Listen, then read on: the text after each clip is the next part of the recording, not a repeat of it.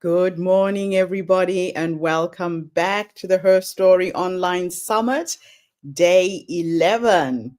I can't believe we've been online for 11 days, going around the world, bringing you inspiring women's stories every single day. So, welcome to the HerStory Online Summit 2025, a platform that brings you the extraordinary tales of everyday women who are changing the world. I'm your host, Gertrude Mache, and I'm the founder and global curator of the Her Story Circle movement. And I'm really honored to be reaching you today from the beautiful Melbourne, Australia. To begin with, I would like to acknowledge the traditional custodians of the land on which we meet today. I'd like to pay my respect to their elders, past, present, and emerging, and extend that respect to all First Nations people joining us from around the world. Over the next day, you will be hearing the stories, and we will dive into the lives, challenges, and triumphs of remarkable women. These are stories of courage, resilience, creativity, and leadership. Stories that remind us that when women rise, communities and nations rise with them. This summit is more than just a series of talks. It's a global circle, a space for inspiration, connection, and transformation. Together, we will share knowledge, ignite conversations, and plant seeds of change. So I invite you to grab a cup of coffee, settle in, and open your heart and allow yourself to be inspired by the incredible journeys that we will hear. Her story is here because every woman's voice matters and every story has got the power to change the world. So it gives me great pleasure to introduce our first speaker for the day, an amazing young woman who is right across the ditch, as we would say here in Melbourne and New Zealand. And she is an incredible woman. Verity is a storyteller, an author coach, and the co-founder of Intelligent Inc., a company that's dedicated to helping people transform their ideas into books that inspire change. A lifelong book lover who spent her childhood reading under the covers with a torch, she has built a career around empowering others to share their ideas that they're afraid to put out to the world. She believes confidence is contagious, and through her work, she has helped countless individuals find the courage to turn their stories into powerful legacies. She's based in New Zealand, and she speaks passionately about the ripple effect of sharing our voices and why the world cannot afford to lose another unwritten book. So it gives me great pleasure to bring you to our community today, Verity. Thank you so much for the work that you are doing. The stage is yours. Thank you so much, Gertrude. What if the book you were too afraid to write was the one that could change the world? Books have always been the lens through which I've learned about the world. As a kid, I would devour books with a hunger that could never be sated. I'd wobble out of the library each week holding a stack of books as high as my head, something that my daughter has started doing now as well, and it's quite delightful. I would read them in the car, on my walk to school with a book held in front of me, under the sheets with a flashlight, well after my mum had put me to bed. And let's be honest, I still have trouble putting down a book at bedtime, even when I know my kids will be up early and I'll probably regret staying up late. And through all of that reading, I learned about the world. From fiction, I learned about relationships, empathy, bravery, and imagination. And from nonfiction, I learned about politics, money, science, social justice, business, and really how to think. And through it all, I learned about myself. But what if I hadn't had those books? What if I'd never picked them up? Or more importantly, what if the people who had written the books that shaped me had been too scared to share their ideas? Now, because of books, I learned to think differently. And that's exactly what we need right now. We need new ways of thinking to solve the problems that we face. You just need to open up any social media platform to see what's wrong with the world. And we're not going to solve those problems that are going on using the same thinking that created them. But if more people were thinking critically, thinking creatively, and were willing to share their ideas with the world, whether that's through a book or really any other form of communication, we would have a better chance of solving the problems that we're facing. Yet, right now, there are too many people who are contributing value, who have amazing ideas and are doing some incredible work, but they're staying in the shadows out of fear, and that's stunting the impact that they can have. I've seen it so many times, whether it's my friends, my clients, random strangers. They have these brilliant ideas, brilliant experience that stay hidden because the people who have them doubt themselves. So many people say to me, I don't know if my idea is good enough for a book, or my ideas aren't unique enough, or no one would want to read what I have to say. And I know what it's like to doubt whether your ideas are worth sharing, because I've had plenty of moments where, honestly, I've not been sure that I had anything worth saying. Now, I never knew what I wanted to do. I was one of those weirdos who absolutely loved school. I got way too excited about a game called Russian multiplication. I was a ride or die debater, and I nerded out in the school music department. So as you can tell, I was definitely one of the cool kids at school. But unlike so many people around me who were really excited to finish school and were making these big plans for what they wanted to do with their lives, I finished high school with absolutely zero idea what I wanted to do. And that terrified me. The whole way through school, I'd known how to succeed. I showed up, I listened, I enthusiastically volunteered, I probably pissed off many other teenagers along the way. But now I had no idea. How would I know what to do next? How would I decide where to put my efforts? And in the end, I just put off figuring it out. I didn't apply to university, and instead I headed off to work at a summer camp in Maryland, which was one of the best decisions that I could have made because I traveled around the US following my time there. I came back for another year and I traveled around Europe. And when I had done that, I realized that I loved communicating with people. I loved connecting with people. So I went off to university to study languages because that was my form of communication. And I'd always loved learning French at school. But let's be honest, even as I went back to university to study, I still had absolutely no idea what I wanted to do. And when I came out of uni, I found myself back where I'd been at the end of high school, completely unsure of what I wanted to do with my life and terrified of what came next. I did some temp work and was offered a full-time role in truck dispatch of all things. It was pretty good money, and I probably could have worked my way up in the organization into a better role in a big corporate. But there was something inside me that stopped me saying yes.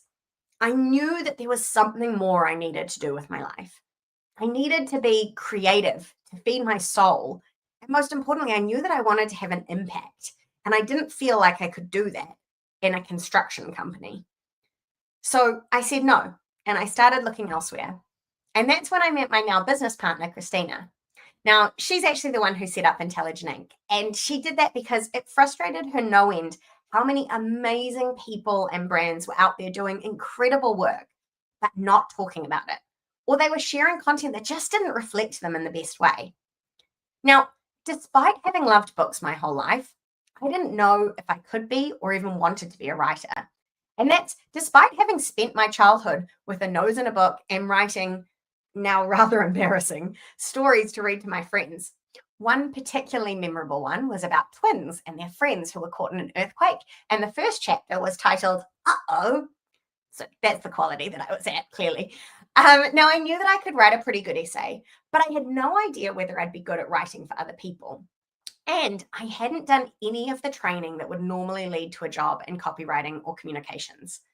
I actually felt a bit guilty at the thought of getting a job in that. Like it was wrong of me to take a job that so many other people would want who had been studying communications and marketing and hoping to write for a living, like the other young woman who Christina was considering hiring. But despite my misgivings, when she offered me some work, something inside me told me to say yes. And my mum might have had something to do with it too. And that was the start of an incredible journey and a partnership. So for those who are wondering, we actually ended up hiring the other woman 6 months later, by which point I was managing the team. Now, that was over 12 years ago. And since then, I've never had a traditional corporate job. I've never gone through the career ladder. And instead, Christina and I have grown a business and a friendship that I'm incredibly proud of. One that now helps amazing, purpose-driven experts have a bigger impact by helping them write their very best nonfiction book. And it's a business that lets us have a big impact while also growing our families. So she's got 3 boys, and I now have 2 gorgeous girls who are 1 and 3. And I think a big reason that we felt inspired and empowered to build a business in a way that was actually aligned with who we are and what we care about was because of the books we read along the way. Books like Mindset by Carol Dweck, Think Again by Adam Grant, and Essentialism by Greg McKeown. Not to mention what we've learned from the incredible authors who we helped bring their books to life. People like executive leadership coach Susie McAlpine, who wrote Beyond Burnout, or Dr. Bex Bell, who wrote Inner Critic to Inner Coach, and Daria Williamson, who wrote Unleash Your Awesome, which was all about harnessing your strengths. And if nothing else, I hope I've given you one hell of a reading list from this talk. But growing that business hasn't been without its challenges. From pretty early on, I became the far more public-facing one of us, which makes sense because I am an extrovert who loves meeting new people, and I love speaking as well. I'm one of those strange people who actually enjoys public speaking. And while I always felt confident meeting new people, it actually took ages to feel confident about sharing my expertise because for a long time, it didn't feel like I had any. Like I said, I didn't have a degree in communications or copywriting. I was learning on the job through trial and error and soaking up what other people were doing. But it was only when I started sharing my ideas in conversation, on LinkedIn, eventually on the stage, that I started to realize that actually I did have a lot to contribute. Because even though I didn't always feel like I was an expert, when I would talk about why I thought leadership was so important or how to stop perfectionism getting in the way of sharing your ideas, people seemed to listen. I started hearing from them how it had inspired them to do something that had scared them. Maybe they'd posted on LinkedIn or said yes to speaking on a panel or had written an email that talked about a new and not necessarily perfect idea. And honestly, I still sometimes feel like I'm just faking it till I make it. I'm constantly out talking to speakers and entrepreneurs about how to grow their impact and build their business with a book. Yet I don't myself have a book. It's something that hopefully will come once my kids are no longer toddlers because I think we have to be realistic about life right now. And yet, every time I pushed past the doubt and saw the impact my work could have, because of how it empowers other people to have an impact, it reminded me why sharing your ideas matters and why, when it comes to sharing your ideas, books are my absolute favorite way to do that. You see, books are a powerful vehicle for change. Now, I want you to think about a book that had a big impact on you. Might have been as a kid, might have been as an adult, might have been a week ago, who knows? But think about a book that had a big impact on you. What did it do for you? How did it make you feel about yourself or the world around you? What did it change for you? Now, imagine if the author hadn't written that book. What would you have missed out on? Consider how Brené Brown changed the way we think about and talk about vulnerability. Had she not put out her books or done her TED Talk, we may still have been viewing vulnerability as a weakness instead of a strength. She's opened up all these opportunities for us to have conversations in which we are real and authentic and actually use our vulnerability to build connection and build trust. But if she hadn't done that, if she hadn't put those books out, if she hadn't done that TED Talk, we might not be doing that. Or closer to home, I mentioned the amazing Dr. Bex Bell, who wrote Inner Critic to Inner Coach. That's this book right here. Now, Bex is an amazing human. She's a business owner, a speaker, a single mom, a psychologist who spent years working with violent offenders in criminal psychology. And despite having been a talented ballet dancer, a fitness instructor, an academic, and now a speaker, Bex has struggled with imposter syndrome her entire life. And she's had to learn how to overcome it or at least keep moving forward while living with it. So she had these incredible insights that she would share with clients, pulled both from her own experience and her work as a psychologist. But although she said she'd had a book on her bucket list for a long time, she actually wouldn't have ever done it unless she'd been invited. It took a publisher asking her to write a book about inner critics for her to actually consider sharing her ideas more broadly. And in the end, she said it pulled at her sense of purpose so much that it almost felt like her duty. And because of taking that step, she's been able to have an incredible impact. Readers have said things like, "I feel like you're talking directly to me." And "I've just started a new job. It's my survival manual." Plus, for Bex, it's given her the confidence to keep sharing her ideas, to build a bigger speaking business, and to know that she can do absolutely anything she puts her mind to. And if she hadn't written the book, there are so many people who would be worse off, who would be seriously struggling with imposter syndrome and would feel like they were in it alone. Now, her story shows that when we push past the fear of not being ready enough, we create tools that change people's lives.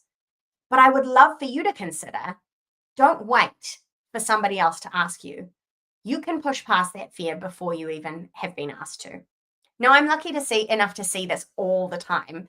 So whether it is somebody listening to our podcast and telling them that the discussion we had has finally helped them overcome their fear of writing a book, it might be a client sending us an email from one of their readers with the subject line, "Your book helped me get a 30% pay rise."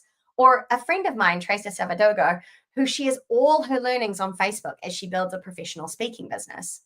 Now, her vulnerability and willingness to share her insights and ideas, often before she's gotten them perfect or before she's become an expert, has inspired so many people to take steps towards what they want to achieve. They see her putting in the work to learn and get better and gain so much from her incredible insights that they then go out and put in the work and share their learnings back. And I should know because I've been one of those people. That's the power of sharing your ideas. Because when you share an idea, you never know who else is going to pick it up and run with it, or who they might impact in doing so. So think about the ripple effect that you could have. If you shared your ideas and your story more widely, how could that help more people? What impact could you have if your unique talents and ways of thinking weren't limited to only those that you meet or work with personally? Because every time you share your ideas, you inspire change. So what if the book you never wrote was the cure for someone's despair, was the spark for their next big idea, or as it was for Bex, the survival guide for someone you never meet? Look, I wouldn't be here speaking to you today if I hadn't chosen to share my ideas, even when I felt like I didn't really have any expertise to share. Now imagine what could happen if you do the same. So whether you do it through a book, a speech, a video, a post, or an email, I don't really care what way you share it, but stop hiding your ideas and start sharing them. Because every time you share your ideas, you inspire change, and that change could change the world. Thank you. Absolutely beautiful. As you're speaking, Verity, I am reflecting back on my life and the influences books had on me. So the very first book that made me want to be a writer was by a Kenyan playwright by the name of Ngugi wa Thiong'o. I was in an all-white girls' high school, being rejected by everyone. There was a lot of racism in Rhodesia at the time. So, blacks and white people didn't mix and nobody would play with me. And so I would escape into books. And it was like teleporting into another world. I became a bookworm because of it. I read, I just soaked it all in. But this particular book, I remember it was written in English, but by an African author. And it was like for the first time I could hear my voice in the way that he wrote. So when you are somebody who's not English speaking, you infuse a lot of your mother tongue, your own language into the way you write English. And it was just an incredible experience. And I started following him. I was lucky enough to meet him in person because he came to a book fair in Zimbabwe when I was 19. This is now 2 years later. And he became my mentor until he died just this year. He passed away this year. but he was an incredible playwright. So I really get everything you're saying about that That is one book. amazing. That's amazing. I remember I read these books by John Marsden, who's an Australian author, when I was a teenager. And it was the first time I'd ever felt like someone, because, when you're a teenager, you feel as though everything is ridiculously hard, even when you are like me and are living a very privileged life. But it was the first time I felt like, oh, this person actually gets being a teenager. And then he came to our school, and I remember just being so excited and starstruck, more than I think I ever would have been by a movie star or anything like that, because I was like, this guy gets us. It's amazing. And that feeling of being seen, I think it's why it's so important that we have more diverse voices and perspectives being put out there, right? Is because you felt so seen when you read that book, and that's what we need more of. And then my second experience was my love for poetry was ignited by a British teacher who came to Rhodesia at the time. And my high school, well, the town I grew up in is very, very hot. It's like 40 degrees in summer. And our schools had no air conditioning, no fans. It's just hot, right? And so he comes and he says, this is ridiculous. How can you teach children in a classroom with no open windows, no doors? I'm taking you outside. So he takes us outside and he made us lie under this big tree on the lawn. And he pulls out Wilfred Owen's First World War poetry book. And he reads this poem, and we had to close our eyes and imagine the images that were written. Now, Wilfred Owen is very visual in the way he describes World War One. And it was an incredible experience. I felt like he was painting pictures with his words. And that became my passion for poetry. Even now, when I write poetry, I can still feel and hear Wilfred Owen in my own writing as well. So absolutely incredible experience. So let's talk a little bit about why people hold back. Many people have brilliant ideas that they never share. In your experience, what stops them from putting their stories out into the world? There's a few key things, and Christina, my business partner, actually wrote an entire book about this, which is called Better, A More Authentic Path for the Reluctant Thought Leader, because this was her experience, was very much holding herself back, letting me be the kind of face, even though she'd been the one to start the business. I think there's a few things. One of them is that it's that fear of looking silly or being thought of that you don't have good ideas. It's the fear of what other people think. I think that's a huge barrier for a lot of people.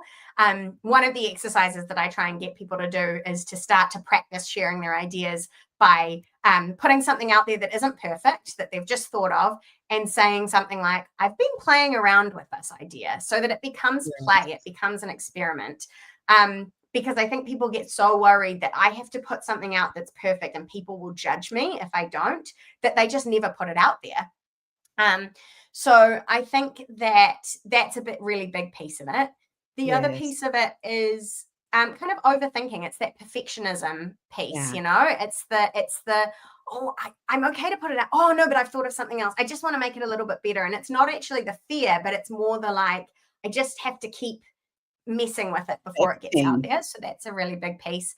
And then I think there's just that, people are terrified of public speaking. They're terrified of being on video. That's quite a natural fear. I think I'm more unusual in that I enjoy doing that stuff. It's just that fear of, what if people see me? And sometimes I like to challenge them and go, what if people see you? What if they see you and understand you? Like, that's a beautiful thing. But a lot of people, I think, are so scared of being seen in a way that doesn't feel real, that they just never put it out there.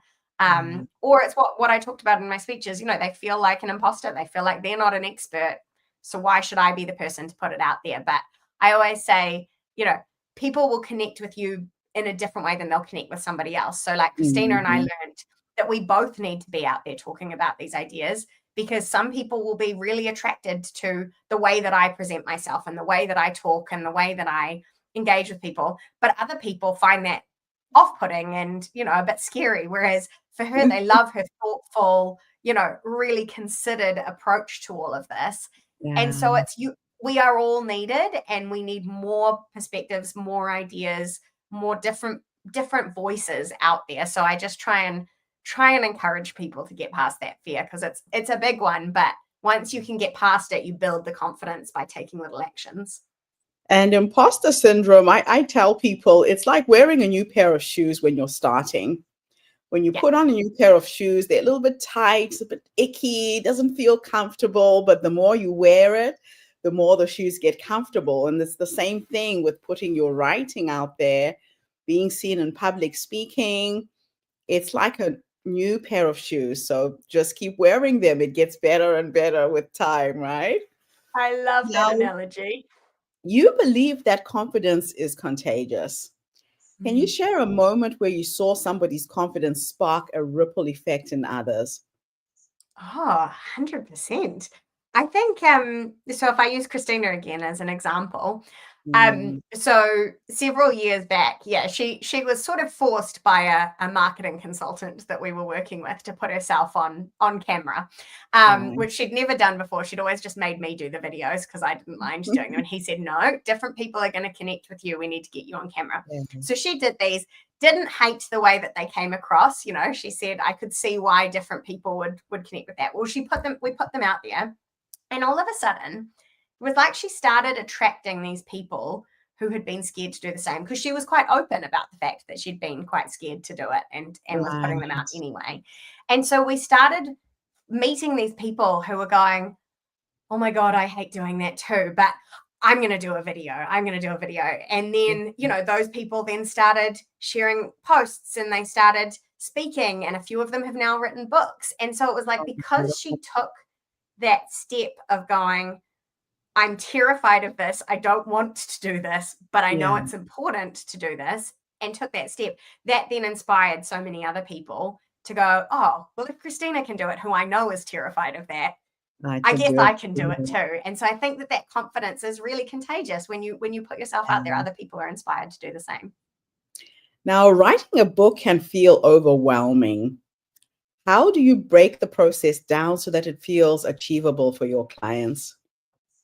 Yeah, the first step is we always want to start with a really clear strategy and a structure. So the first thing that we do with any client is put them through what we call our Better Book Blueprint. And that's a process whereby we get really, really clear on why you're writing it. We want to be really clear on what the vision is for the book, who your audience is, what the core message is. And then we figure out the structure. So we capture all the thinking and map out that reader journey. And the reason we do that is because then it becomes like you're not writing from a blank page. You're not trying to figure it all out as you go. You actually are really clear on what the end destination is and how you're going to get there. And while it will change along the way, it will, the structure will inevitably change as you learn new things and uncover better ideas. At least it gives you that pathway. So that's the most important thing, is I think starting with that really strong foundation. And then it's just breaking it down into small pieces. We don't believe in rushing people through books, because real impact can't be rushed. And so it's just breaking it down and doing it step by step, the same way as, it's that old joke, how do you eat an elephant? One bite at a time. So that is so true. Just bit by bit, step by step. So what is the most common myth that people have about writing or publishing a book that you would love to debunk?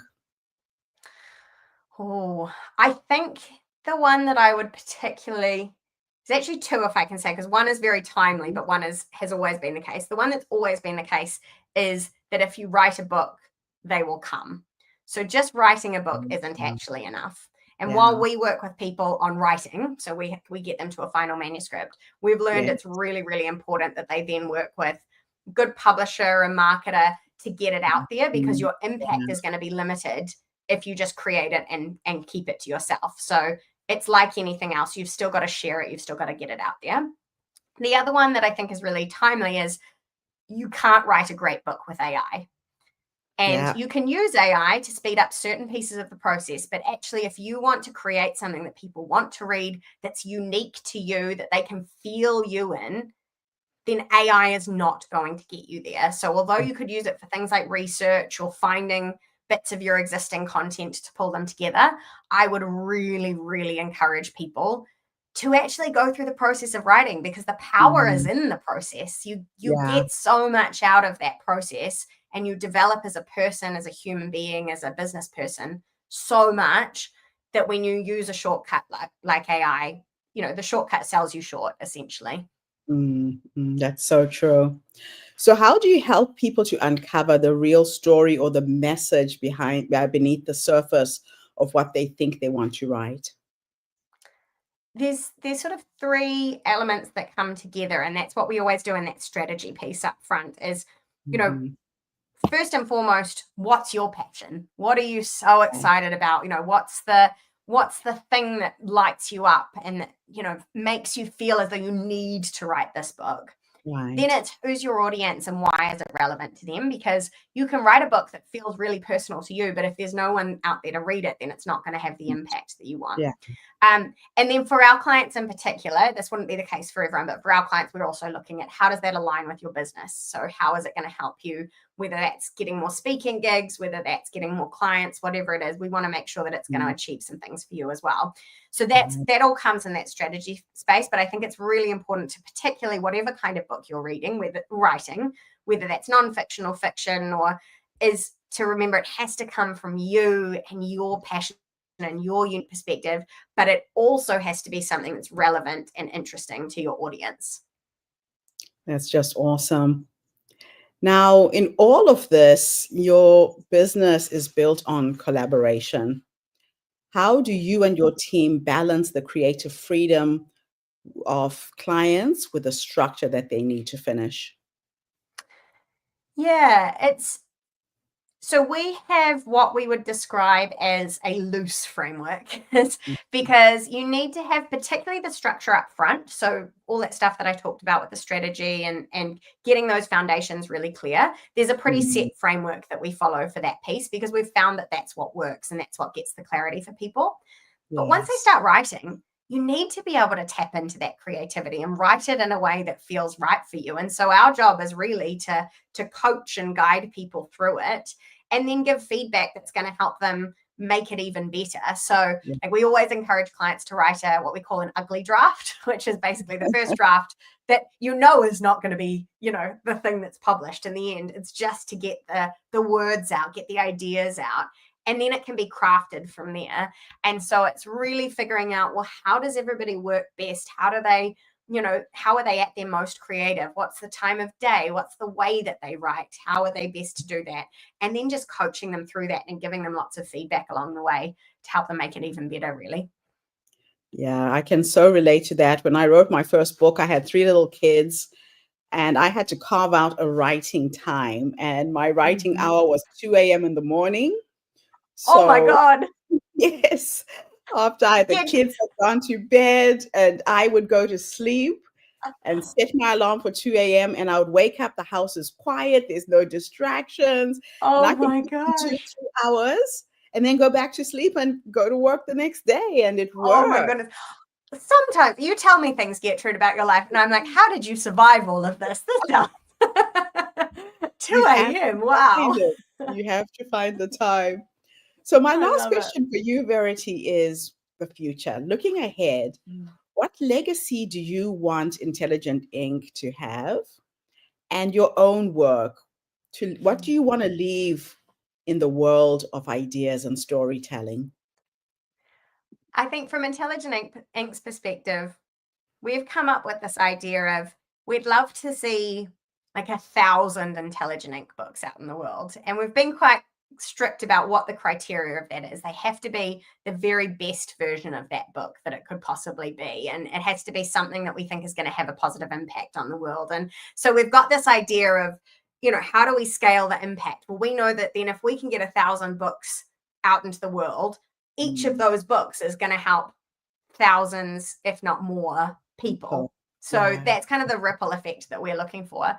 Personally, I think it's really, it's what we've talked about. I want to give people confidence to put themselves out there and to put their ideas out there. And I think if I could, my best friend describes it as, if she could bottle my confidence and sell it, she'd be a millionaire. Well, that's kind of, I'm like, I don't so much care about the millionaire part. I want to make some money, but I'm like, I would love everybody to have, even if it's just a bit of my confidence. I want to help everybody feel that way and feel confident enough to put their ideas out there. So that's really what I'm just trying to do all the time. I love it. Well, Verity, thank you so much for your work. Thank you for the inspiration for writers out there who have ideas, sitting on the fence, unsure whether they should do it. You're really providing a service that is needed. Thank you so much for being with us today. Thank you, Gertrude. My pleasure. So I will be in touch with you, and we're going to get you on TED, definitely. Sounds good to me. All right. Thank you so much. See you It was later. wonderful having you with us today. Bye. You too. Bye. Wow. All right. We move on to our next speaker. Oh, my goodness. This online summit has attracted some phenomenal women. Our next speaker is Glenys Gassman. She is a business mentor, an award-winning innovator, and an author who has spent more than 35 years helping small businesses and coaches to turn ideas into action. As Queensland's first MYOB consultant and founder of a thriving accounting practice, she pioneered new ways to streamline and scale businesses before pivoting into coaching. She later sold her firm to focus fully on guiding entrepreneurs, coaches, and change makers to achieve sustainable success. Her upcoming book, Why Knowing Isn't Enough, distills her core belief. Real progress comes not from grand promises, but from small, consistent actions taken with integrity and accountability. Wonderful to have you back, Glenys. How are you this morning? I am wonderful. Thank you so much for having me, Gertrude. It's a beautiful day here on the Gold Coast. Absolutely awesome. The stage is yours. Thank you. So, good morning, everyone. Wanted to share with you today all about obviously my story, but to actually have you think about moments where maybe you've had that have in your life so far in your business journey, that maybe there's been opportunities that you haven't actually taken, and where that could actually be reinstated again. I wrote the book Why Knowing Isn't Enough is because I have seen throughout my 35 years in business, and including myself, where you gain heaps and heaps and heaps of knowledge, but you're not putting it into action. And today we are more so in the information age than ever before. It's so easy to get that information. So I see it with my clients that I'm coaching, is that they've just got to wait for that. They're finishing this course, or they're doing this, like just this little mini course, or I've just invested into this marketing course, where actually they haven't actually put their idea in motion. And why they don't do that is because they're just they're scared it's not going to make it. That's really what this is about. And so I have seen that, there's been some great ideas, some great people with like ideas that would change the world, and they haven't followed through with action. They just keep learning about it, and there's for a variety of reasons why these things happen. And so what I have found is that if we just can get the action taken, small moments at a time, then what happens is that we start to build without even really knowing it. And I always say success isn't about what you know, it's about what you do with what you know. And you've probably already heard that before. And then we have this self-doubt that comes up. And I've had that myself. There's been 3 key areas in my life where I had to just trust myself and go out, regardless of money, regardless of time, and just put my idea out there, because intrinsically in my gut, I actually felt it was the thing I had to do. And miraculously, it turned out. But it's not from having some hard work. You've got to take the actions. I heard Gertrude say before, when she wrote her first book, that she got up at 2:00 in the morning to make time to do things. And yeah, time just doesn't appear in your diary. You actually have to make the time. And I remember getting up at 4:00 every morning for 3 mornings a week while I finished my accounting degree, 2 children.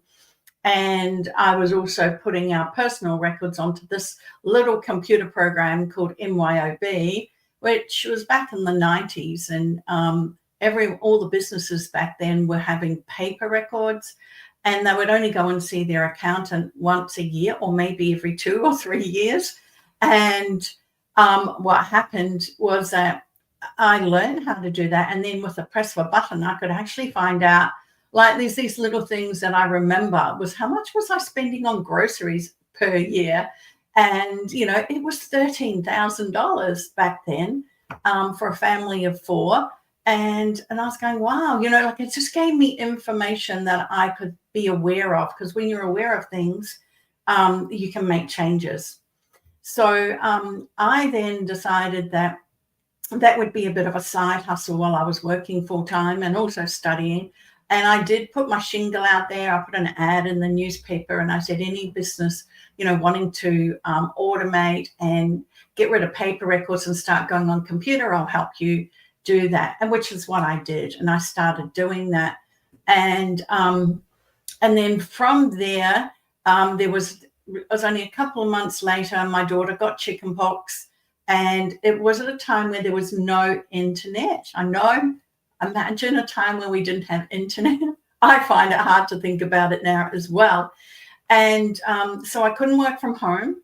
And my boss at the time made it quite difficult for me to have 2 weeks off. So I was torn between my family and work. And so at that point in time, I realized, today I'm going to start my own business. And I go, well, how am I going to do that? I'm not finished. I haven't finished my CPA at the time. I could do tax returns, but I wasn't a practicing accountant. So I still had to do that. And I found a way. And within 2 months later, I had a little sign out the front of my single car garage saying, if you want your tax returns done, come here to me. And then I also had an ad in the paper, and that actually helped me build my accounting practice, because when I went to see these small businesses to automate them and change them from paper to computer, they realized that I was an accountant. They weren't getting the service from their accountant. So they changed to me. And over 2 or 3 years, that built into sufficient where I then could put on a couple of staff, and then that built and built and built. About 7 years into that, I realized I was seeing the same thing. People were coming to me every year, but they weren't, or every quarter actually, because GST had come in, and we had, people had to file returns every quarter, but they weren't taking actions. They weren't getting anywhere. They were just in the do. If you've heard that quote from business owners, they go to work and they're just in the do. They're basically created their own job for themselves rather than actually creating a business. And so I thought that we need to get people from out of the do into actually creating the business. But to do that, they needed to be able to hire people to do what they do, train them up. And so we needed more profits. And that's where my business started: more customers, more profits. And with different strategies along the way that they could implement. And we had, 10, 12 different strategies they could put in over the period of time. And but what I found was, out of 10 people, two or three would implement. The rest would go, oh, this isn't working. Why? Because they actually hadn't taken the action. There was more evidence that, we were learning things, but not actually putting it into action and not following through. And there was a variety of reasons why people weren't doing that. And that came from, self-doubt. So, we let ourselves off the hook all the time, like we say we're going to go to gym, or we say we're going to get up in the morning and we're going to go for a walk. But if it's cold, we tend to not do that. And that's where I can revert back to, I'd get up at 4:00, 3 mornings a week, and I would finish my study. And I remember my son coming in around about 5:30 after when he woke up, and I'd have a little area down in the room where he could read books, just sort of chill out and wake up for a little bit after a cuddle from mum. And then, at 6:00, we'd go, right, we're into the day now, let's make breakfast, let's get ready, go to work. And I did that. And yes, I did it all externally, that degree, and passed with flying colors. I think, credits or whatever. But the education was needed, but it wasn't actually what created the successful businesses that I've had in the past and still have now. What success is progress. And all of a sudden you keep taking these small steps across, many days of the week or many weeks of the year, until such time as small actions are going to lead to progress and success to achieve whatever goal that you want. But leaving humans alone to do it by themselves doesn't tend to help very much, because we let ourselves off the hook. We have no follow through. If no one else is knowing we're doing it, then, we've got, today, I won't do it today, I'll do it tomorrow. We've got other things to do. We're all busy, right? So there's this discipline that we need. And so I have created a program that follows on from the book, where it's a short 10, 12-week program where people come in and they actually have one thing they want to achieve in the next 12 weeks and they want to get success from. And I will take them through a process on how you can do that. So having accountability in your idea is absolutely key to actually bringing it out into the open and impacting the world, which is why you are doing this in the first place. So about halfway through my accounting degree, accounting business, I realized there was just so much work I could be doing with these business owners. I pivoted into coaching, and I had coaching groups. And those coaching groups, we had about 8 in the group. And it was strategy. It was business owners. It was at a time when everyone came together. It was prior to COVID. And we came together in my boardroom, and we had a whole day, once a quarter. And we went through a particular area of business where they identified what was going on in their business as a group. And then, what actions they were going to take over the next quarter. And then they told the rest of the business owners in the group that that's what they were going to do. So there was a great camaraderie. It wasn't just one person, it wasn't me holding them accountable, it was the whole group. We all wanted everyone to succeed in that group. And that worked. And instead of just a couple of people out of, say, 10 taking actions and follow through, you would get the majority. I wouldn't say there was 8 in the group. So, I would say probably 6 out of 10 actually were getting progress because they were taking actions and following through. And that was great. It was about 4 years of doing group work. But then I realized that I could work anywhere in the world, right? At that time, internet was fully in place. I had children had grown up, moved around the world. And I thought, right, this is a time where I could work, go around the world at the same time and meet different people. So I needed to get online. So that was when it was all bought. Everything just went online. I managed to get involved with a company in the States that had already done that for business coaches. And so my whole back end was created, and I literally loved the way how it worked. And I could direct my clients to the videos and the workbooks and they could do that. And then the next week we would talk, right, how are we going to implement that into your business? There's always this element of implementation that's going to make the difference. So just learning and reading and listening to the videos, doing the workbooks, it does conjure up ideas. But if you don't actually voice those ideas out to someone and see, okay, is this going to work? If it's not going to work, if it's just going to stick, it's actually not going to, it's going to fall in that big black hole. It's not going to, nothing is going to get done. And you probably already know that. So I then created like the execution coach. And so I would also walk alongside my clients. So they would learn, we'd execute, we'd learn, we'd execute, and we'd go like that. And that's where the progress came from. I was getting such great results with my clients at the firm in the US. They asked me to come over and speak at their conferences, which I did.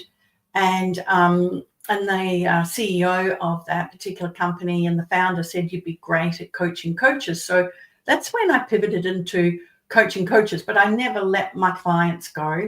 I just kept them there. And I have still got some of those clients today, and they're my CFO. I'm their CFO or the CEO or anything they want them to be. I'm their person that they share all their ideas with and help them implement. So then at that stage, I pivoted into coaches and consultants who thought there was a big push on marketing at that time. We were talking 2017, 18, where, what would be put out there was, 30 clients in 30 days, use this marketing funnel, click funnels, everything was all in place. But I've seen so many people lose, like I'm talking $50,000, $100,000 a year on all these marketing hypes, that unless you actually do the implementation of that, it just falls, and they wasted money.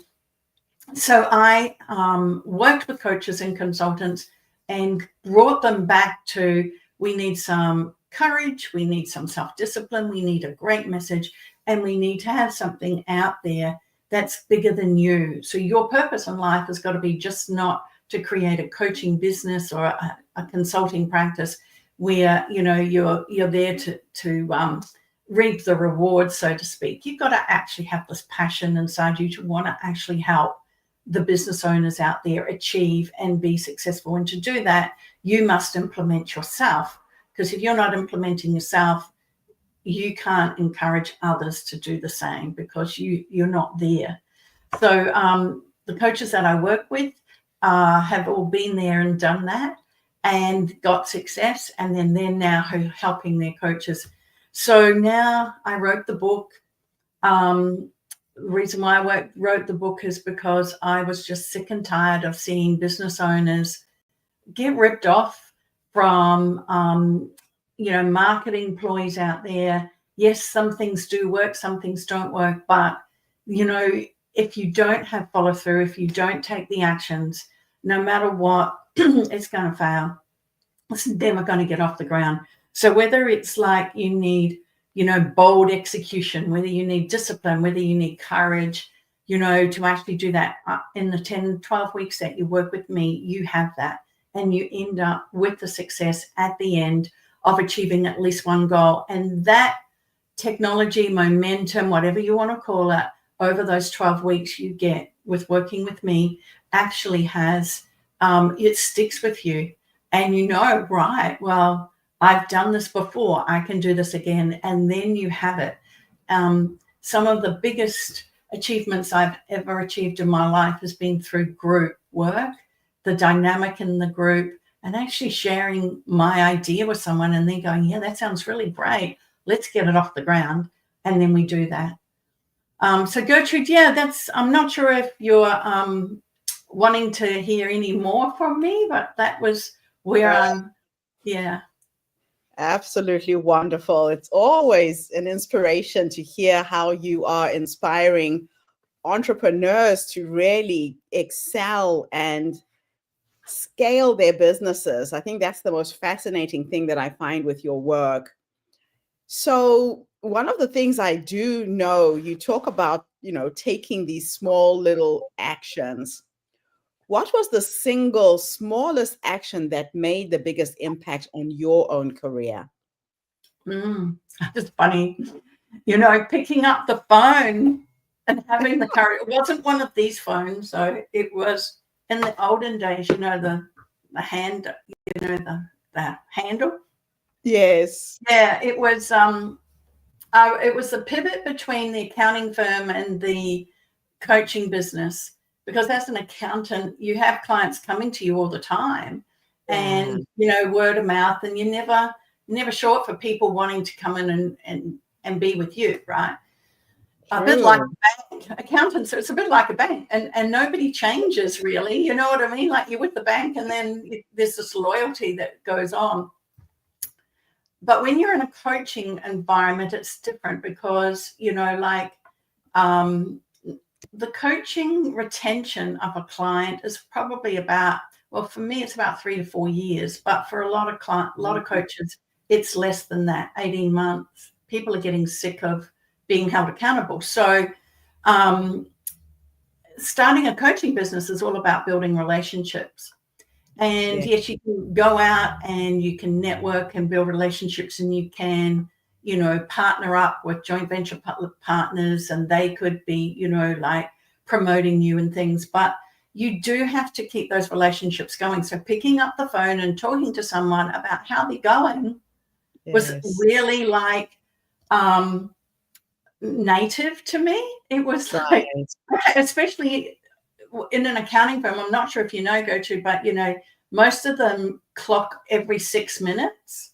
So in 1 hour, there was 10 units of chargeable time. And oh, wow. Yeah. That's how you get the bills, and that's all based on this chargeable time. And so, ringing up somebody just for the sake of saying hi and finding out about them, rather than actually somebody calling you and saying, I've got a problem with this capital gains tax, can you please help me? So that was really foreign to me. So what I used to do is, in my lunch break, I would clock out 2 hours for lunch. And, I'd eat my lunch, go for a bit of a walk around where I was, stretch the legs. And then I would come back and I'd pick up the handle of the phone and I go, who am I going to talk to? And so that was the thing. And so then I got my receptionist at the time to print out a list of people I could talk to for the week. And I had a list in front of me, and that's probably the smallest thing that I did, was just pick up the phone and dial a number. And funnily enough, I was scared. I know you were saying, doing something for the first time is like putting on a new pair of shoes, I heard you that, And this is like the first time you pick up the phone and have a conversation that's got no intention of a sale, nothing, it's just, how are you? How are things going? Not even wanting to provide a solution.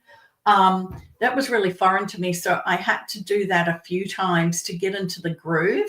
And then once I got into the groove, actually, I loved it. And that's where the coach came in. That's when so that was the big pivot from accounting to coaching. Yeah. That is interesting. And it's such a simple thing, but very easy to implement. Yeah. I say to coaches all the time, my clients, I said, and I pick up my mobile phone, this is your best friend. This is your best friend, like the more you can just pick up the phone and talk to people, or perhaps go out and network with people, and just find out how they're going and support them. That's going to be how you're going to grow your business a lot faster than spending thousands of dollars on marketing funnels. So, a bit impersonal.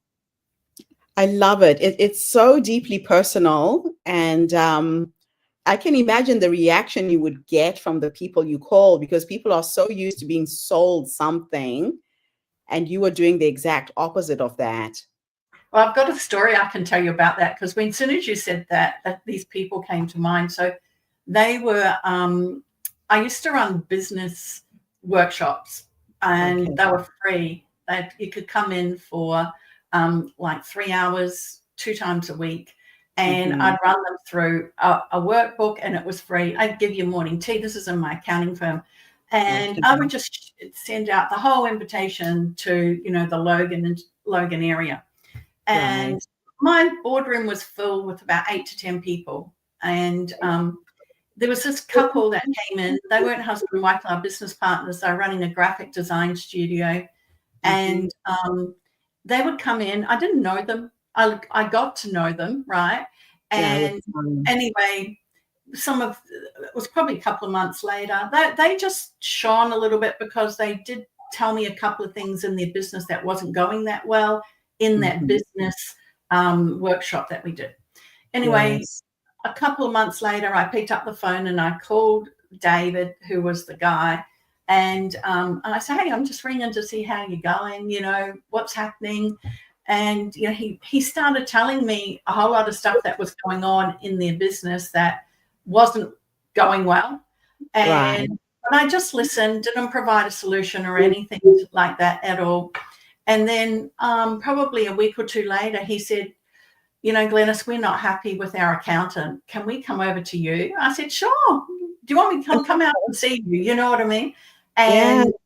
And then from that, born a coaching client. They came in as a coaching client as well.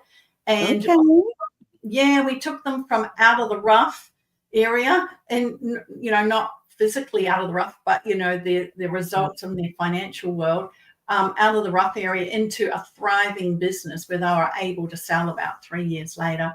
And that just came from me picking up the phone from this person who I didn't really know, just came to a business workshop. Yeah. That's amazing. And it's those small little things that make an impression on people in terms of who you are, because you just genuinely just wanted to know how they were doing. And I love that. Now, really uncommon for an accountant to do that. It's true. So you were Queensland's first MYOB consultant. What inspired you to see the potential in technology before others did? Yeah, that's a really good question. I think I've always been interested in computing and automation. When I was a little girl, my dad was the manager of Cadbury Schweppes Hudson and Dunedin in New Zealand, and it was a chocolate factory. And he was in the bakehouse, so he managed all the biscuits that got made in New Zealand through Cadbury's. And so on a Saturday morning, he would take me down there, and the conveyor belt that had the biscuits run from one end of one street to the other end of the street in Dunedin had little portholes in it, and you could put your hand in.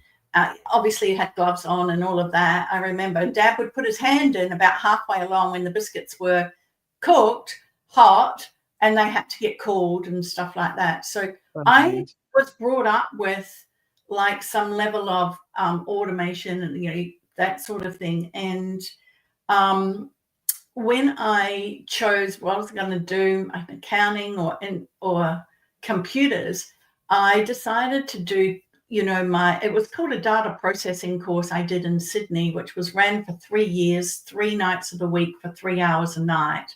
You talk about discipline. I would work and then I would go and do this course, but I loved it. I loved it. And I learned how to program, and I learned how to do the ins and outs of the hardware and the software of computers. So we're talking in the 80s. I learned all that in the 80s, right? So when MYOB came out and I saw paper everywhere, because I'm a little bit of a clean freak as well, and so I don't like mess anywhere, and so I thought, oh my God, there's all these people bringing bringing their accounts to you to do, because I did work in an accounting office before I started my my career as an accountant in practice. And, sometimes we'd get people bringing their work in for 5 years at once. You're trying to go through paper and receipts and things like that for 5 years to try and work out what's a deduction, what's not. So when I saw this, I thought, wow, this is an opportunity to get people organized. And I think at my deepest root, Gertrude, I have organization as one of my strengths, you know, Yes. like, yeah, Yeah. because I love things being organized. You know, if I have any stressful time in my life, I'll go and clean out a cupboard. That's who I am, you know. So no, I have some very clean Incredible. cupboards at the moment, but yeah, so I think that's where this came from. But I Wow. chose to go down the IT line first, and then that gave me, I believe, the foundation of being able to take that into the business world with the accounting, because I'd always loved numbers as well. Yeah. I love it. Nice combination. So, how did you navigate being one of the few women running an accounting Mhm. practice in such a male dominated field at that time? Yeah, I think that just took courage. And I think it took well, people were coming to me, you know, like through the MYOB consulting, you know, and they were saying, "Oh, Glenys, can you do my financial steps? Can you do my tax returns?" Like, you know, it was like they just came to, I'd go and see them once, we'd get them all online, and then I would see, you know, let's just say I'd see their debtors ledger, and that's for people who owe them money. And it was like 120 days plus, and yet they were crying poor, going, "We haven't got any cash flow." Yeah, And I would say, "What's your accountant? Has your accountant not, you know, like pointed this out? You've got a procedure you've got to follow to do this, right?"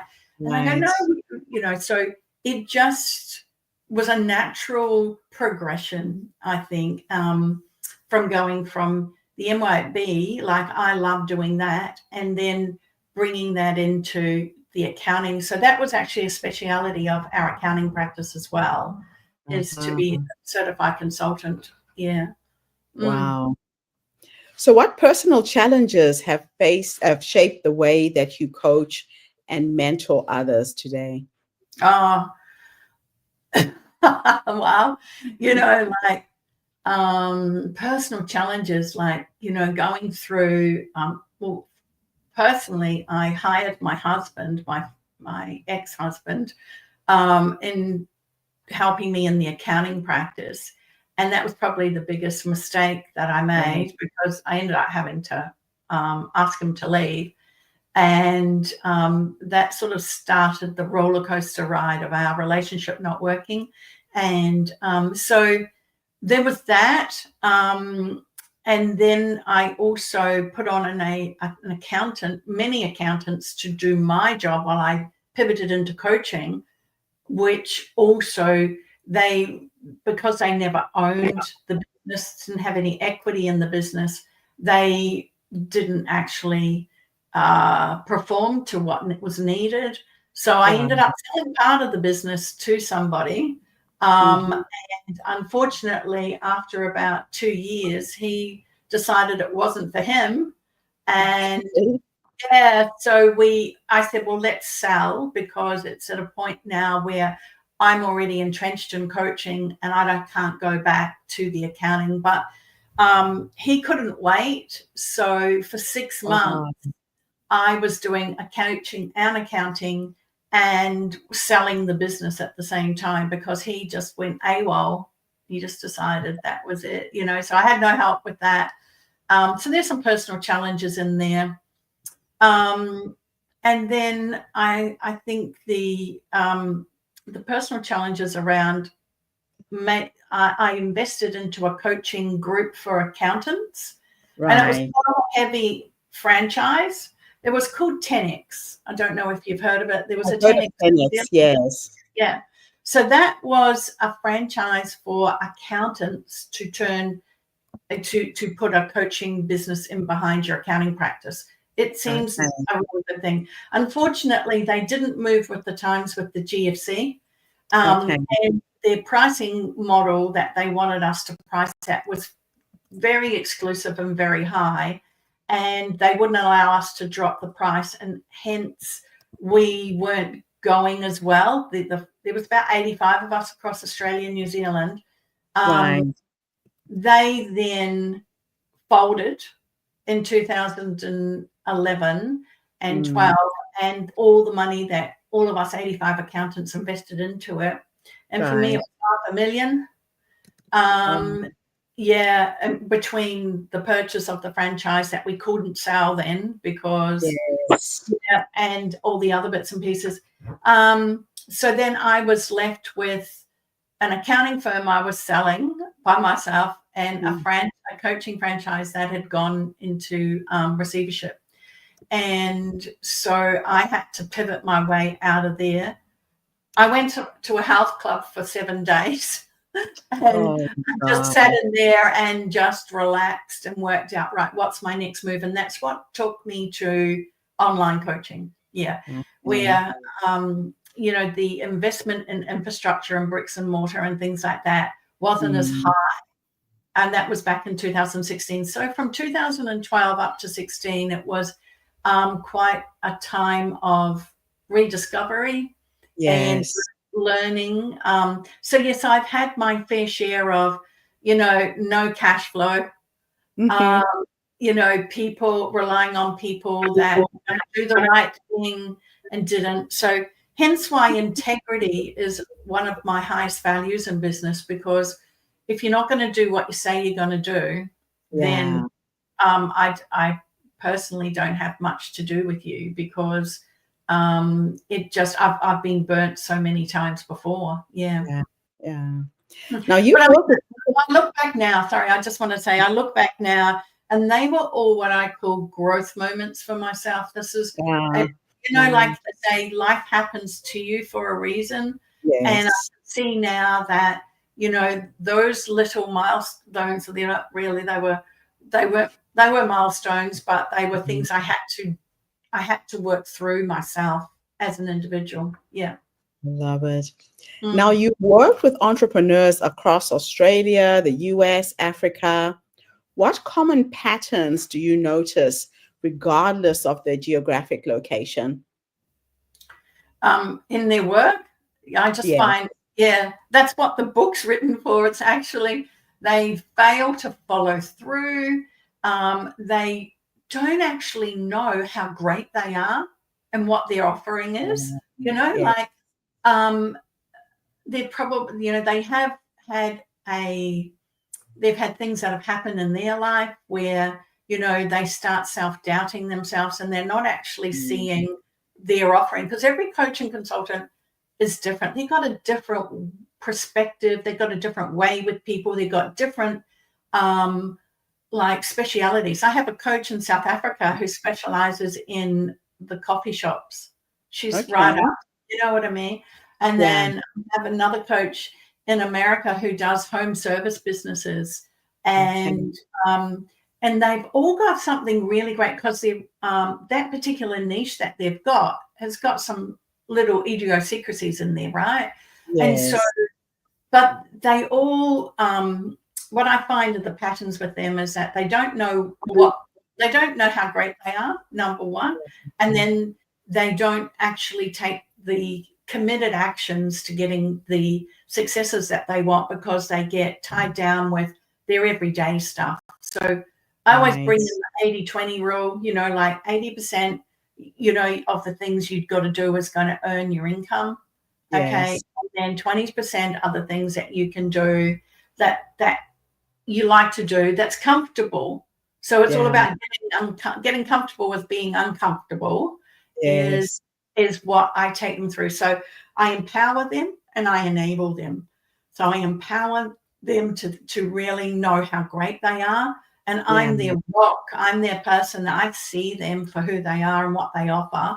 And then I also enable them by, you know, they've got to commit to me at the end of our session 3 things they're going to do for the following week. Right.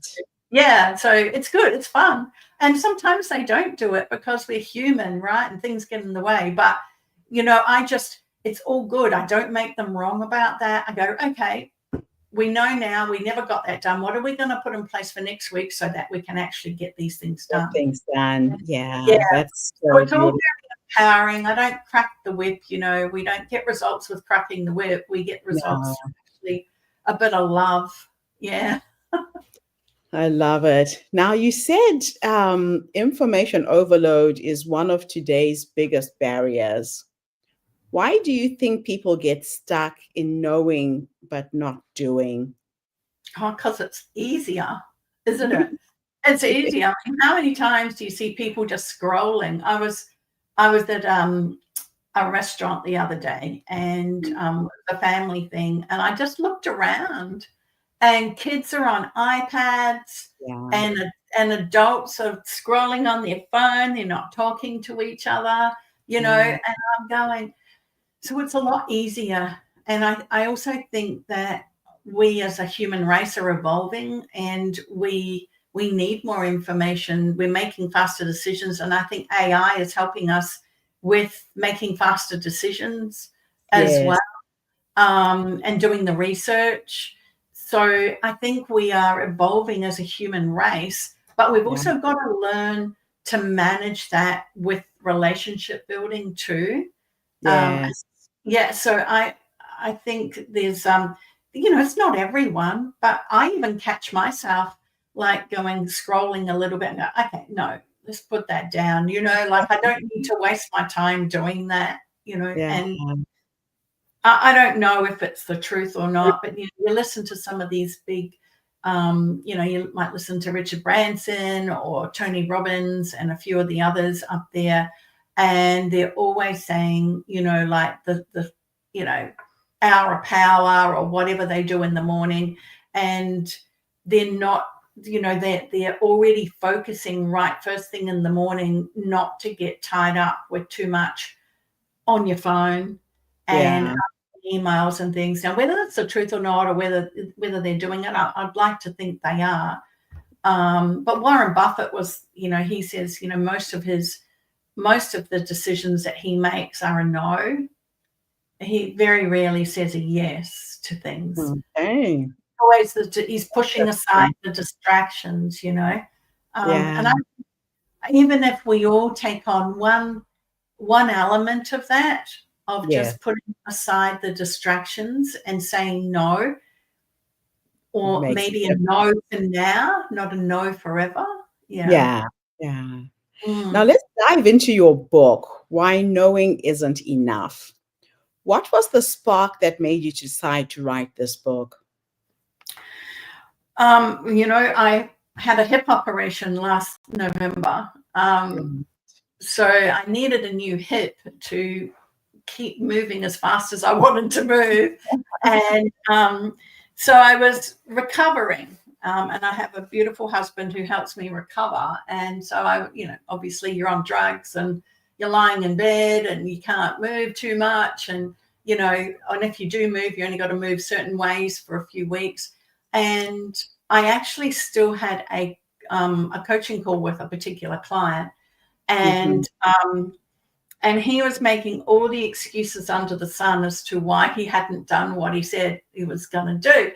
And Right. I was in a state of, I really don't need to take this call today, but I'm doing this for you to help you in your business. And you're on the other end of the line giving me excuses. It was a wake up call for me. And I go, you know what? There's so many, and the excuses were all about him gathering more knowledge, right? Right. And then I started thinking about it, and I'm thinking, I need a simple way to get through to people that it's not about gathering the information, it's about doing something with the information you've already got. And Right. that's just the pattern that I see with everyone. Like coaching agreements and terms of coaching would be a lot shorter if people would just take the actions they said they were going to take every week. Yes. And so that was the inspiration, and I just started penning out the outline of it. And I was thinking, the more I started writing the outline, the more it came, the more, Yeah. oh my God, yeah, this. So it's not difficult. It's everyday stuff, but it's just having the focus. And I think clarity is a big thing. Yeah. Because when we don't voice out what we want to actually put in place or have make a difference in the world with, it Yes. gets still in your head with everything else, and then And then I don't know, sometimes people make it bigger than what it really is, and it needs to just come down to some simple clarity. Right, this is what you want to do. Let's put some steps in place to get this done. Have the courage to do it, have the discipline to do it, and Yes. execute even when you've got no agreement, Yeah. because I when you love see it. a vision and when you see things, other people may not. They may need a little bit more time to catch up. Yes. And that's what so happens true. with leaders, isn't it? Yeah, That leaders is in the so world. true. Mm. So can you share one of the most powerful client success stories that are featured in the book? Oh, wow. Most powerful in terms of like just successes, or in terms Yes. of, yeah. Okay, God, I've had a lot. But I'll tell you about this one. It was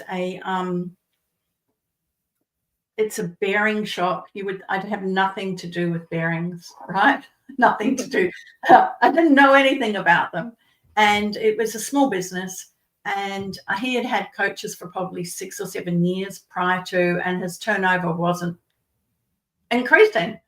And so he came along to one of those business workshops, and he didn't become an accounting client, but he became a coaching client. And so Right. his biggest thing was he's always in the do. He just created Okay. a job. Yeah, he just created a job for himself rather than a business, Right. So I took him from the job to the business, and there was probably, it did take a couple of years to actually do that. But, in the beginning, I think, I'm not going to say the numbers, but we've got him to triple his turnover Oh, in wow. 5 years. So, typically a business makes round about somewhere between 12% and 24% net profit. Well, they should Right. be. And if they're not, they need to have someone look at it. Mm. And so you can imagine that he was actually going from having no cash flow to having cash flow. As of now, he's still a client. So we're talking 9 years later, still a client. And he now has sufficient staff there to run his business while he prepares for, they say the word retirement, but just slowing down a little bit, So Yeah. yeah, so that was probably seeing him go from just taking the actions I've asked him to take and actually create the business rather than the job for himself. And Yeah. seeing, at the end of the year, he goes, wow, look at those financials. I go, yeah, well, the cash flow's in your bank account, right? So, and then having the funds there for him to be able to go do the bit of a travel that he wants to. He's just recently come back from the Simpson Desert. And he took three of his family over there, and they Wow. traveled all the way around. And yeah, so it was seeing the joy on his face from actually doing that. And teaching people to work on their business and not in it is a very crucial thing as well. It's common. There's a certain point where trust is like, there's a self-limiting belief that you can do it better yourself. So there's this trust, letting go, getting the right people, training them up, and then giving them incentives to be able to run the business. Because like I say to my clients, nobody comes to work to annoy you. They come to work because they want to be a contribution. So you need to be a contribution to them and allow and empower them. So I'm always like teaching these business owners to be a coach as well of their staff. And yeah, so it's good. I love seeing people succeed. Yeah. I love it. My last question for you is, how do you hope your book will shift the way entrepreneurs and everyday people approach success?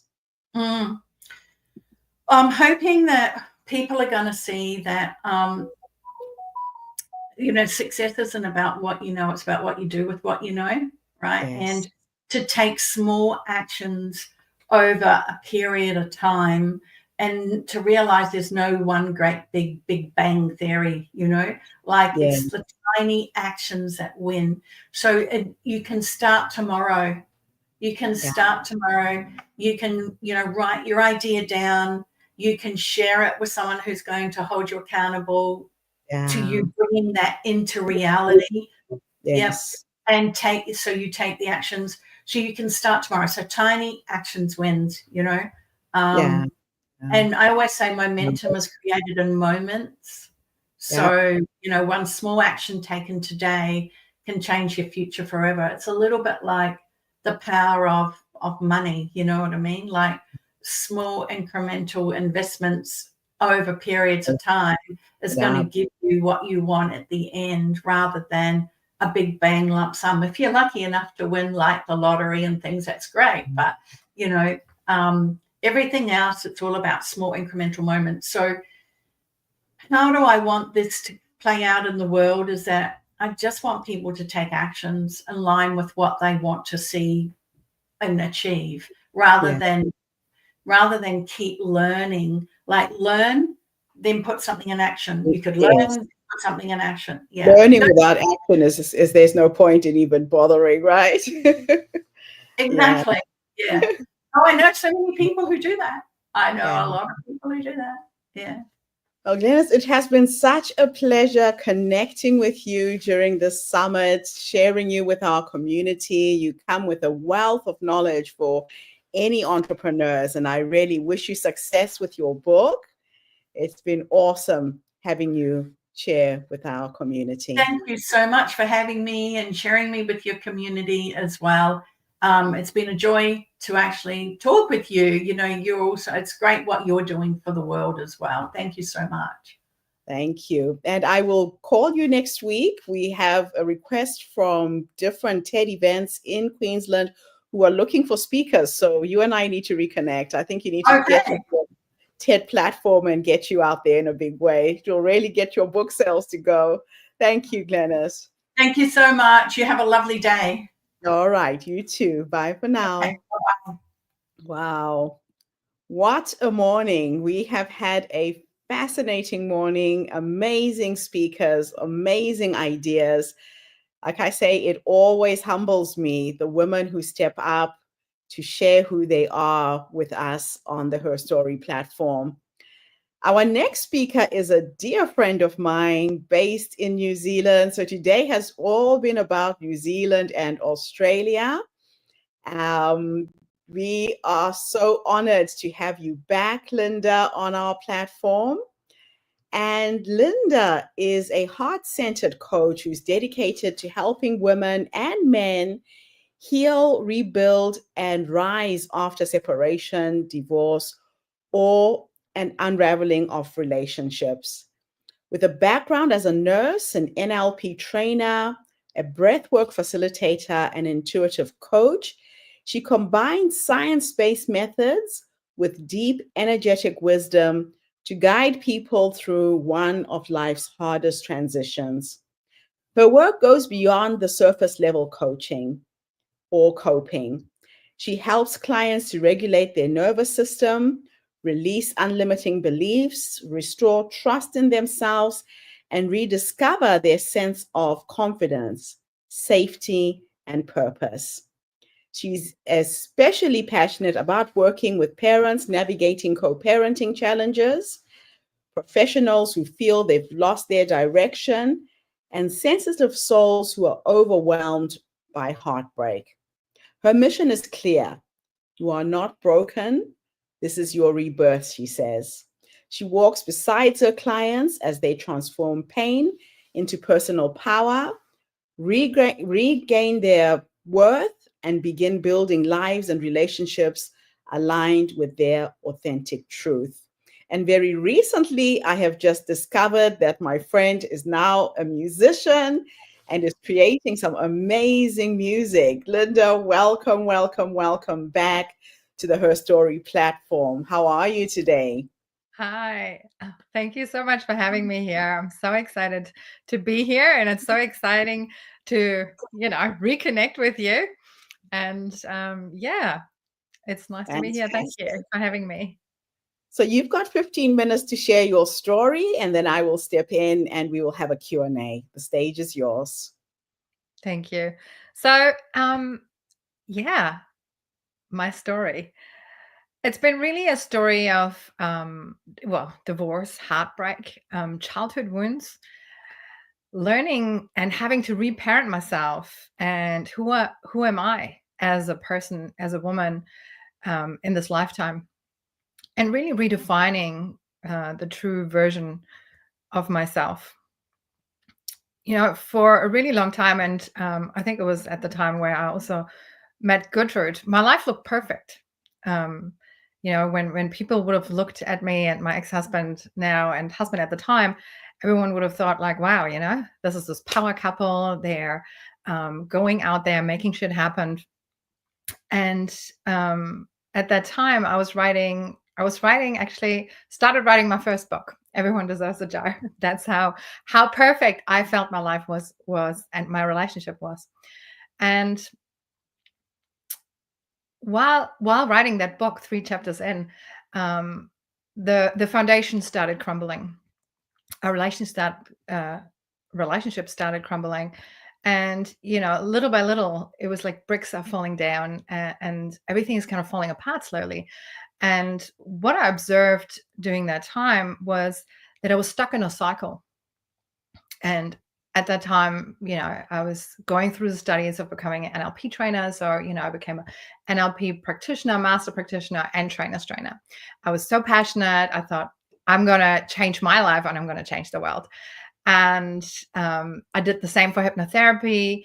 I became a timeline therapist. So I really thrown myself into studies and really wanted to create this, coaching business and also transform my own life. Coming from a family, my dad was manic depressive, and he became manic depressive when I was a teenager. So the first part of my life, I was very close to my dad. I was dad's girl. And all of a sudden he became manic depressive, was quite aggressive towards us, especially when he was manic. Would come and attack us, would say, you're nothing, you will never achieve anything. And really, it broke my heart. He was my sweet dad, and all of a sudden he was this kind of monster, attacking me. And that was a big part what drew me into self-development. Not only because I could see myself repeating the pattern of choosing men like that, but also healing myself and being okay and really forgiving my dad, and understanding that where he's at, that's just where he's at, and accepting that from a loving way, and also respecting myself still, and reaffirming my own boundaries. So that was really a big part what got me into the self-development. And and I could just see how layers of those experiences and this trauma would come up to be healed. An NLP, or I like to talk about, we are like an onion. So you heal a layer and you think like, yeah, cool, I got it. I healed that layer, and I'm this new version of myself. And it's not that your new version, it's more about a becoming of who you actually are, who you've always been, but you have learned through your wounds, through your experience, all those things which are not you. And they're just, it's almost like you have so many filters on yourself covering the true version of yourself. So this healing journey is really about letting go of those masks, letting go of those filters, to truly embody and being the purest version of who you are and who you've always been. So, when I was going through this NLP, and, I was in my marriage, we had 2 kids in a row. I was so excited, layer for layer, letting things go, and really feeling like I'm getting there. But I found myself stuck in a cycle, not only in a relationship, but also financially. We would always make a lot of money. Things were really good. We were working hard, hustling. Things are happening. And then boom, we kind of lost it all. And same in a relationship, challenges were coming up and we're working on them. And my ex-husband was also really into self-development. So we were both working on ourselves. And then boom, this whole thing was falling apart again. And I thought to myself, what the hell is happening? And I could see myself being stuck in a cycle, and I didn't know how to step out. So after, studying more and, while my relationship was crumbling and my divorce was happening, I kind of stepped away a little bit because I really felt I needed to heal. I needed to create space for myself. In that meantime, I also became a breathwork practitioner, where I was holding regular breathwork circles, facilitating, holding space for other people to heal. But that was a period I needed to honor for myself. So I stepped back from all of it, really took a break, just focusing on me and my kids. And really observing the cycle and observing myself, observing my body, and observing what was going on with me and for me. And what I realized was that there was a significant part missing, and I was really having my body and having my body included, and doing more somatic exercise and helping my body to release the trauma. Sorry. And letting it all go from the inside out, not just from here, not just energetically, but from a somatic, from a physical body part. And while I was going through my divorce, I started making music. I'm really passionate about music. I used to be a singer. I used to be in a band with my dad, actually, back in the day when we were very close. And I thought I really would have liked to go back to singing, but I can't play an instrument for shit, and I can't read notes. So I knew I needed something. And at the time, I was working with another beautiful coach, Indira, and she was using an AI software to create music. And she introduced me to the whole thing. So I started creating my own music, very passionate about, and I used it at first. I thought I'm going to make manifestation music, affirmation, so you can embody the message and you can listen to it to the rhythm, to beat, and how music stucks in your head and you wake up singing the song and stuff. So I thought, cool, I'm going to do that. And while I was going through my divorce journey, I also used the music to work through stuff, to sing out loud out of my heart about my heartbreak, how I felt unseen, how I felt just not valued. And of course, a reflection of my own wounds, which I then attracted to heal. And that was the beginning of really birthing the rebirth method and rebirth rhythm method. You can tell I'm a little bit nervous. I haven't been speaking for a while. That was the beginning. So I eventually connected Afro house music with my affirmative music, healing music, and also healing frequencies. There's different frequencies which do different things, from helping you to change, to heal your DNA, to just opening yourself up for being in connection and alignment with the divinity. So I'm using all those things to create my music, and it's really a mixture out of that music with the frequencies, the affirmative words, to really embody it, and then the movement. You dance with it, you move, you're letting it out if you're happy, but also if you're feeling like angry emotions, to really dance it all out. And breathwork, using the breathwork with it, having a breathwork session afterwards, to help the body again release, and from a somatic point of view, because that's really what I found was missing. And all this NLP and all this hypnosis was all about the mind, and also using the subconscious mind, but the body was missing. And that's the part which I now implemented into my own business and also into my life. If I feel really shit, I put on a song off my list and I'm going and staying on my porch and I'm dancing my heart out. And really feeling how it's moving through my body and how I'm letting it all out, and also how I'm implementing the messages. I'm really waking up with a sound in my mind. I'm getting paid to be me. Well, Linda, I thought it would be a good idea for me to play this so people can get an essence or a taste of the music before we dive into our Q&A. So I'm going to play this first track, okay? Okay, go for it. This is beautiful.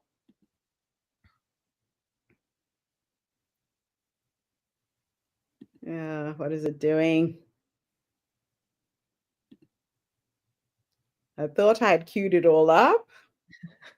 Technology, it always surprises us. But why are you doing that? You know, a lot of people I supported, because I used to do always work for women. So a lot of my songs, and obviously because they're also about my own journey, talk about women. And I had some of my clients come back to me and say, Linda, all your music is just for women. Why don't you make something for us men? So I actually just recently created a whole album just for men. It's called The King's Path. And it really talks about, you know, stepping into that king energy, not from an arrogant, from a macho kind of way, like, oh, I'm the king, I'm above everyone. No, because I think if you truly love yourself and if you're truly embodying the king and queen energy from a centered, heart-centered path, is that's when you're actually able to not only love yourself truly, but also love other people truly. You know, and that's where that it's coming from. And in that particular okay, I got it.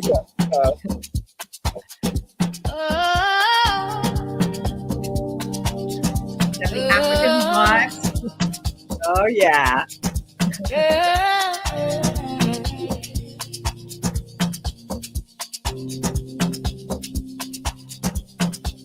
I rise with the sun, the light on my face. Money flows in, I'm wrapped in gray. I get paid to be me, effortlessly. Love and passion ripple out free. I get paid to be me, no sweat or sleep.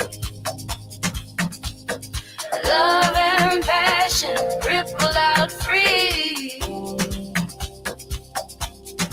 Doors wide open, blessings pouring. Everything I touch turns to gold again. I get paid to be me, effortlessly. Love and passion ripple out free. I get paid to be me, effortlessly. Love and passion ripple out free. I am worthy, I receive.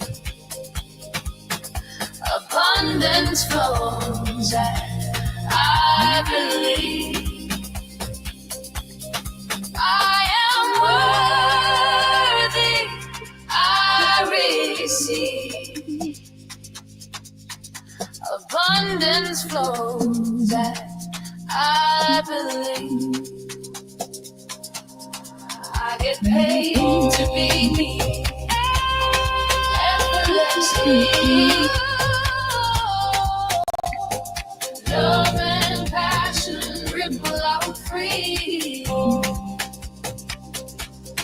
I get paid to be me, effortlessly. Love and passion ripple out free.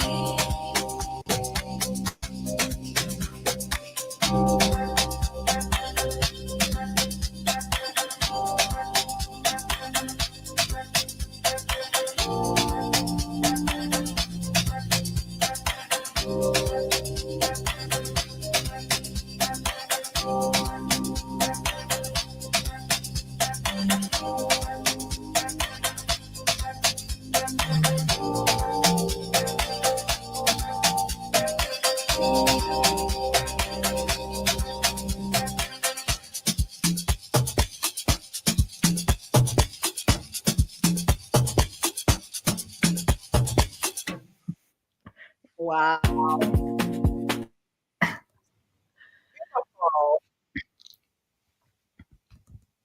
Now, where did this all come from, Linda? It's just exquisite. You know, I've known you for a while. I knew there was that side of you that had the music, but to see it, you know, and hear it is something else. Yeah. So, I mean, it really came from me, really, the passion, you know, in music, right? Like singing was such a big part of my life. When I was back in Germany, I was in musicals, I was singing on stage, I was in a band. I was in a hip hop band, actually, you know, where we had rappers, and I was a lead singer with the girls. And it was always a huge part of my life, always. And it was only after I left Germany and moved to this part of the world that it completely got stripped away of my life. Like, I just didn't sing anymore. It was not something I was doing. I wasn't in a band. I wasn't in a choir. I wasn't in anything. While I was in Australia, before I came to New Zealand, I actually still sung, and I was part of a choir. But once I moved to New Zealand, it was like completely out.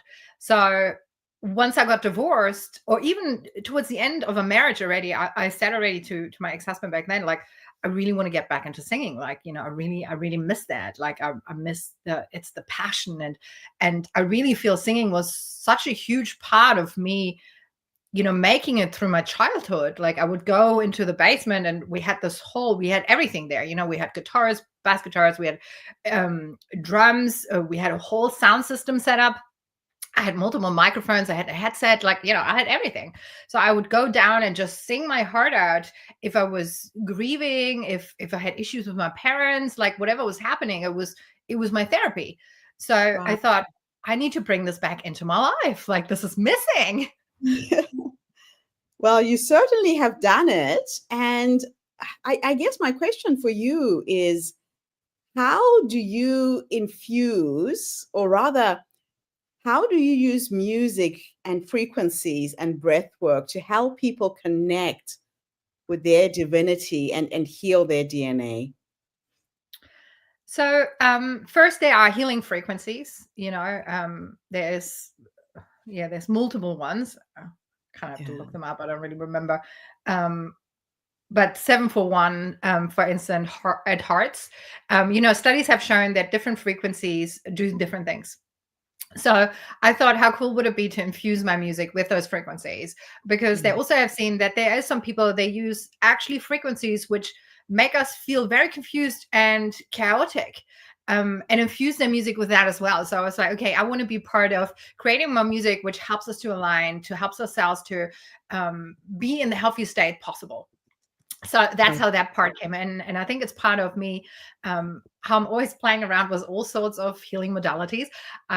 I have biofield tuning forks, which I've been using with the breathwork pretty much since I started doing breathwork circles. I'm going with my tuning forks around people and playing those tuning forks with those different frequencies while I'm guiding them through the breathwork. So those frequencies have always also been part of, you know, what I've been doing, and I have always infused my music with it.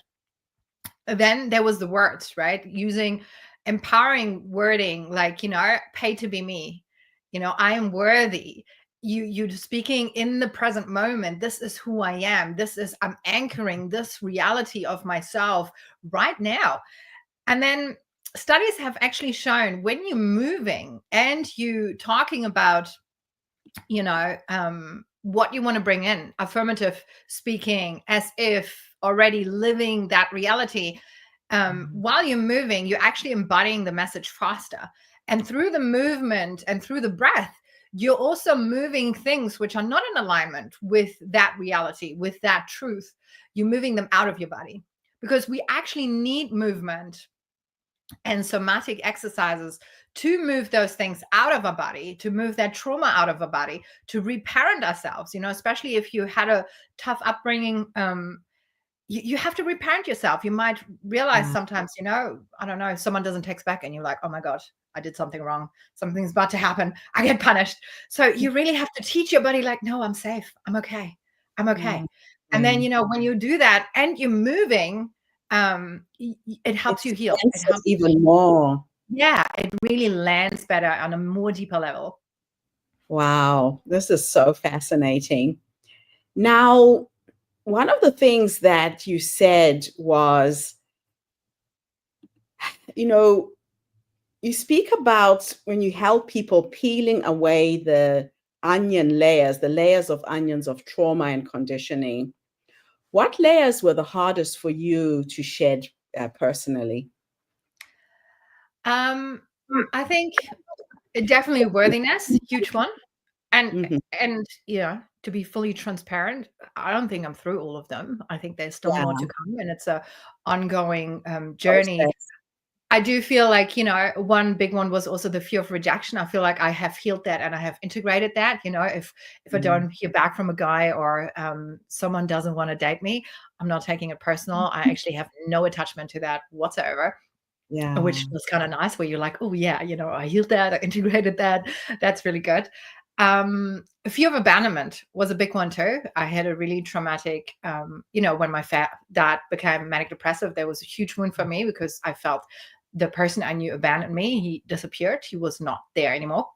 And Yeah. experience a very heartbreaking breakup, which on a higher level, because everything happens for a reason, it made me move to this part of the world. So I also Yes. see blessing in that as well. But there was a huge wound still, nevertheless, even though it had a positive outcome, there was still a wound there, which was still very much in my body, which I actually healed with my recent breakup from my boyfriend. That wound in particular came out very strongly because after my husband, I opened my heart fully again, which I didn't know I had closed. And I had healed to the part where I met my ex-husband, and he was, so much better than a lot of my previous relationships. So, the journey is you're upcycling. And then you realize, shit, there's more. shit, Yeah. shit, there's more.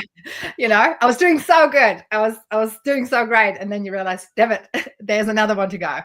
And that's just life, right? That's just life. Sometimes things happen. And it's like our subconscious and the universe, the divinity is nudging us to help us heal another deeper layer. But I feel worthiness is a big one for a lot of people. Abandonment is a big one for a lot of people. And reparenting yourself, feeling safe in your body, feeling safe in your environment, I feel it has been a huge one, which I'm still navigating through. I can still see pattern popping up where I'm like, oh yeah, I know you. I know what you're doing. And these are those beautiful moments where you realize, you have this awareness to actually integrate and heal that. And really important work. So you had to take a step back to heal yourself and to focus on your children. How important do you think it is for healers and coaches to honor pauses in their own lives? I think it's huge. Mm. And for me also, it just also shows, for me personally, and that's my personal opinion, authenticity. How much are they actually honoring themselves? I think when I started my journey in coaching, it was all about the hustle culture, getting things done. And I think this is very much built on a male cycle. Men don't have hormones. They have a 24/7 equal balanced way of functioning. And the whole world has been built like that's how we should be. This is how it is. But women are not like that.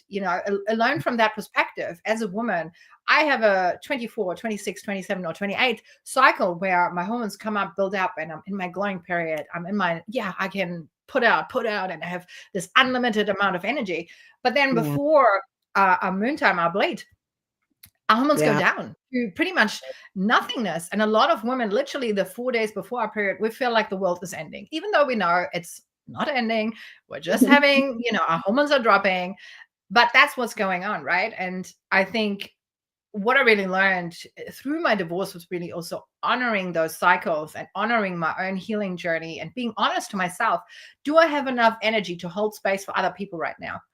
And, for a while, I had weeks of uncontrollable crying. So obviously I was not in a state of holding space for anyone but Yeah. myself. Yeah. And I think it's so important to make that a culture, to make that important and necessary. It's not luxury, it's a necessity A that necessity. people honoring themselves, their own healing journey, and walking the talk. Nothing worse than seeing some people, they're all teaching and preaching, but they're actually not doing the work. They're just telling you about it, but they're actually not taking the time out to work on this part, and you can see them being triggered, and you can see them bursting out, where I was just like, I'm sorry, I personally don't want to walk or be taught by people who are not walking the talk. And I think part of that is taking time out when it's necessary for you, and moving house, divorce, marriage, kids. These are big things where you should have breaks planned in to take care of yourself. Yeah, and like you're saying, it should be planned. It's something that you just have to have in your awareness. Now, you blended the Afro house rhythms, the healing frequencies, the affirmations, and movement into your rebirth rhythm method. How do these elements work together to create the transformation? So you have the music with the affirmations, and which obviously create the song. And then the movement is you dancing it out. You dancing, you're moving your hips. A lot of energy, a lot of emotions are stored in our hips. Particular also in our buttocks. The Afro style, really, I've always had a strong connection to Africa my whole life. My godchild is half African. I had an African partner when I was growing up. So my whole life was kind of infused a lot with African culture and, the rhythm and everything. I always admired that, African people just dance their heart out. So, and I came across Afro house music, and I was like, oh my God, genius, combining like the fast pace of trance of house music, but then also the Afro, the beats and stuff, which, I mean, come on, it's the best rhythm to swing your hips, I think. So, and then, using the breath work, going into a breathwork session afterwards, after you really landed in your body with the dancing, with the movement, with the song, with the singing, and maybe you're making some sounds with it, going then into a breathwork is so powerful to move the energy, move the breath through your body, and really releasing things, or also calling in things. It's not just about releasing, also sometimes about calling in. And I found each breathwork session is really completely different. It's never the same. Just like any healing modality, I think, sometimes you just have completely different experiences. And just allowing for things to come up, whatever comes up is perfect. And just honoring that and allowing yourself to feel, allowing yourself to move those things through your body to let them out, Oh, I love it. I absolutely love it. So your client who told you that you are focusing only on women and who inspired you to create the King's Path album for men, how do you see men stepping into healthy king energy? So I think first part is really them having the awareness, them also realizing that, okay, all my shattered relationships in the past, or opportunities missed in career, or not being able to step into, realizing like, okay, you know what? I'm the only consistent here in every story. No one else. It's not your ex. It's not your employer. It's you. You are the only consistent. So what is it within you that you need to shift, that you need to heal to become the truest, purest version of yourself? And the beauty I'm seeing is there's so many men right now really looking into it.